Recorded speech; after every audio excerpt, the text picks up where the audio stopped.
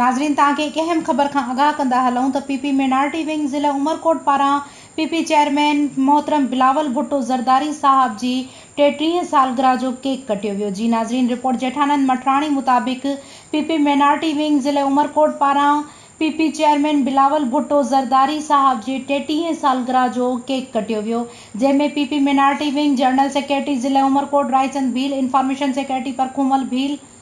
परखूमल कोल्ही, नायब सदर ज़िला उमरकोट राजा रामचंद माल्ही, कामरेड शोडान कोल्ही, रईस इम्तियाज़ खान लाशारी, पहलाज राय भील, सेठ भुगड़ो मल,